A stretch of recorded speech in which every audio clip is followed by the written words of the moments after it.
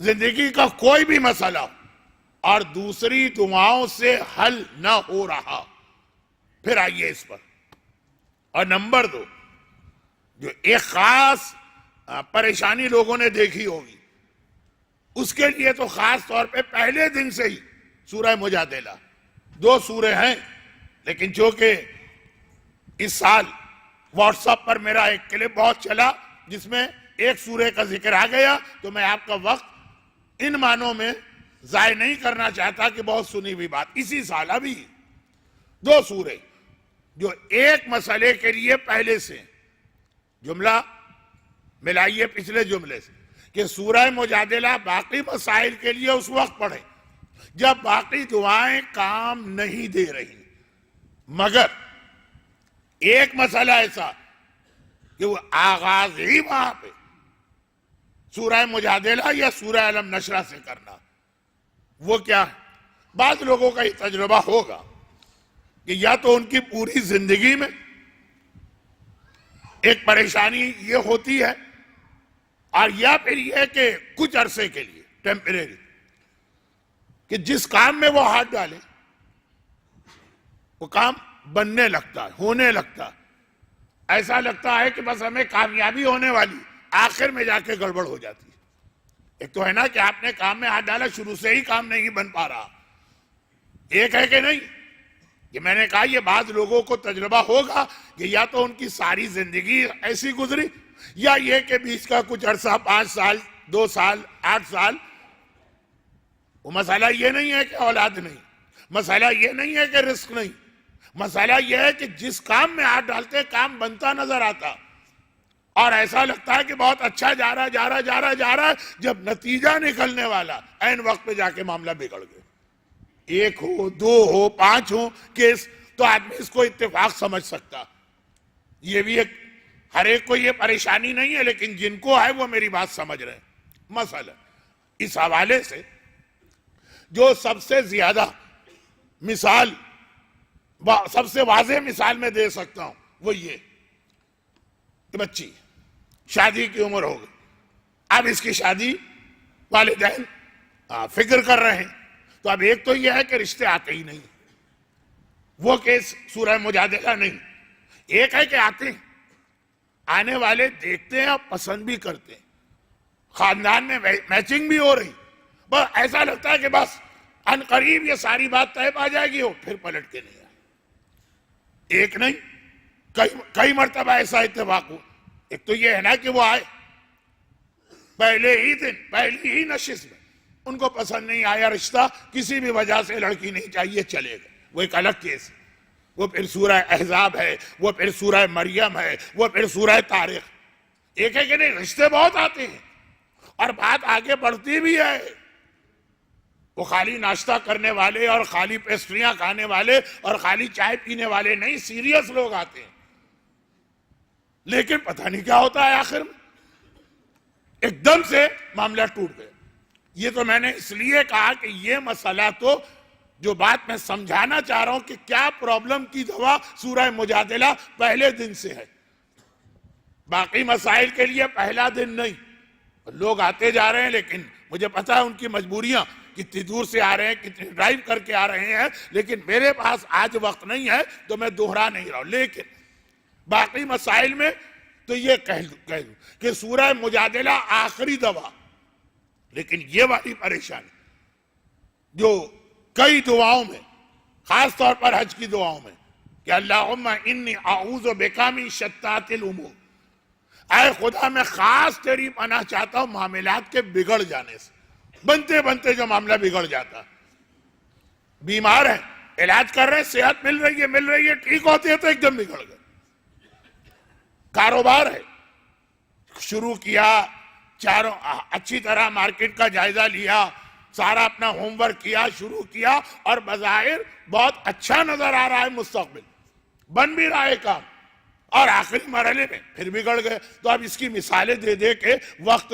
میں آپ کا کیوں ضائع کروں، جن کو زندگی میں یہ تجربہ ہوتا، معاملات بنتے بنتے آخری لمحے میں بگڑ جائے، اس کے لیے بہترین جو عمل، دعا، وظیفہ وہ یہ سورہ مجادلہ کی روزانہ تلاوت، جب تک کہ یہ کیفیت ختم نہ ہو، اور ختم ہو جائے تو قرآن کی تلاوت کی نیت سے اسے پڑھیں، دعا کی نیت سے اس کو بند کر دیں۔ تو یہ تو اپنی جگہ ایک مسئلہ ہے۔ اب علماء کرام مفسرین قرآن ان کا ایک اصول سن لیجئے، اور وہ یہ کہ وہ فرماتے ہیں کہ جہاں کہیں روایتوں میں کسی سورے کو کسی مسئلے کا حل بتایا گیا تو اس سورے کے اندر کوئی نہ کوئی ایسی آیت ہوگی، کوئی نہ کوئی ایسا پیغام ہوگا جس کا تعلق اس مسئلے سے بھی۔ وہ خالی بہت جلدی ہے مجھے، کیونکہ آج باتیں بہت باقی ہیں اور میں دیکھ رہا ہوں کہ ایک تہائی وقت مجلس کا ختم ہو گیا، کہ یہ کوئی جادو منتر کی طرح کے الفاظ نہیں ہیں کہ کچھ الفاظ کہے اور نتیجہ نکلا۔ اس سورے کے اندر بھی ایسا پیغام، مثلا رزق کے لیے اگر آیت ہے وَمَن يَتَّقِ اللَّهَ يَجْعَل لَّهُ مَخْرَجًا وَيَرْزُقْهُ مِنْ حَيْثُ لَا يَحْتَسِبُ۔ 35 سال سے تو میں انہی علاقوں میں مختلف مجالس میں یہ آیت بتاتا رہتا ہوں جو رزق کے لیے پریشان۔ اب یہ پڑھو آیت، ترجمہ: جو اللہ سے ڈرتا ہے اللہ اس کے لیے ایک راستہ بنا دیتا اور ایسی جگہ سے رزق و روزی دیتا ہے کہ اس نے سوچا بھی نہ ہو۔ اب اگر یہ رزق کے لیے آیت ہے تو آیتوں میں پیغام بھی کوئی نہ کوئی رزق سے متعلق چھپا ہوا۔ وَنُنَزِّلُ مِنَ الْقُرْآنِ مَا هُوَ شِفَاءٌ وَرَحْمَةٌ لِّلْمُؤْمِنِينَ۔ اگر کہا گیا کہ آئی سائٹ کمزور ہو رہی تو اس آیت کو پڑھ کے پانی پہ پھونک کر وہ پانی آنکھوں میں لگانا، تو خالی ایسا نہیں ہے کہ بس ایک آیت کا ہی فائدہ، آیت کا پیغام کہ ہم نے وہ چیز دی ہے جو تمہارے لیے شفا ہے۔ تو اب سورہ مجادلہ ایک طرف آخری دوا کے طور پر ہر مسئلے کا حل، یہ تقریر کے شروع، دوسری جانب معاملات بگڑتے جائیں تو اس کو بنانے والی کیفیت سورہ مجادلہ۔ سورہ مجادلہ پہ غور کریں۔ وہ تو اب جو بات کہنا تھی وہ مکمل ہو گئی۔ اب اصل بات کہ سورہ کا اصل موضوع کیا، بلکہ اس کا نام ہی مجادلہ ہے۔ کیوں؟ اس میں شوہر اور بیوی کے اختلاف کا تذکرہ کیا گیا، اور اس کے اندر ازدواجی زندگی، اب آج کل انگریزی زیادہ پسند کی جاتی، تو جو اسلام کی فیملی لائف ہے اس کی اہمیت اس سورے میں بیان کی گئی۔ ہر بگڑے ہوئے کام کو بناتا ہے یہ سورہ۔ اگر اب تک کی میری گفتگو کو آپ نے سنجیدگی اور توجہ سے سنا، اور الگ الگ مسائل کا حل بھی ہے، اور پیغام اس سورے کا ہے اپنی فیملی لائف کو اور اپنے گھر کی زندگی کو پرسکون و خوشگوار بناؤ۔ تفسیر کا وقت تو نہیں ہے، وہ تو میں نے عرض کیا کہ تفسیر تو رمضان میں بیان ہوتی ہے۔ کیا مطلب؟ کہ عام زندگی میں بھی جو مسئلے آپ کو پیش آتے ہیں اور وہ جو زندگی بنتے بنتے بگڑ جاتی ہے، اس کا بہت گہرا تعلق ہے عورت سے اور ازدواجی زندگی سے۔ کل یا پرسوں کہا گیا کہ اللہ نے عورت کو بنایا اس لیے تاکہ سکون آئے، رحمت آئے، مودت آئے، اور اس سورے نے یہ بتایا کہ ازدواجی زندگی کے جو مسائل پیدا ہوتے ہیں اس کا ایک ریزن یہ ہے جو اب میں بیان کرنے جا رہا ہوں۔ سورہ نحل کی آیت جو پہلے دن سے موضوع بنی، اللہ تمہیں حکم دیتا ہے عدل کا اور احسان کا۔ اب یہاں پہ ایک سوال یہ پیدا ہوتا ہے کہ یہ دو الگ الگ چیزیں کیا ہیں، عدل اور احسان؟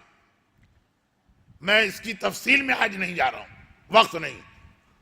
البتہ جو میں نے اس سال پہلا اشرا پڑھا تھا، 100-150 مثالیں تو شاید اس میں دے دی تھی اس کی تفصیل۔ میں صرف ایک مختصر گزارش کر رہا ہوں، اور وہ یہ کہ عدل کا مطلب ہر ایک کو اس کا حق دو، احسان کا مطلب جتنا اس کا حق بنتا ہے اس سے زیادہ دو۔ لیکن ایک بات کا خیال کر کے پہلے اس کا حق دو، پھر بڑھا کے دو، شروع سے بڑھا کے نہ دینا۔ حرام نہیں ہے، گناہ نہیں ہے، لیکن جو فائدہ ہے حق سے زیادہ دینے کا وہ اسی وقت سمجھ میں آئے گا جب پہلے اس کا حق دو پھر اس کے اندر اضافہ کر کے دو. 1 2 3 حدیثیں سن لیجیے. بلکہ یہ سورہ عورت آتی ہے خولہ اللہ کے رسول سے اپنے شوہر کی شکایت کرتی ہے. تو بہت ہی مشہور واقعہ, کیونکہ پاکستان کے بہت سارے فیملی ڈراموں میں اس سورہ کا حوالہ کر کے یہ واقعہ ضرور بیان کیا جاتا.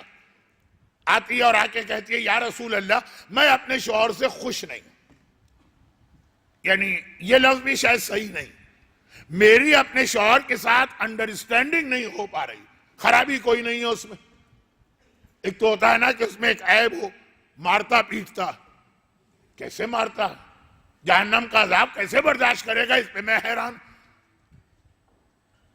واجبات ادا نہیں کرتا جو بیوی کا نان و نفقہ شوہر پہ واجب.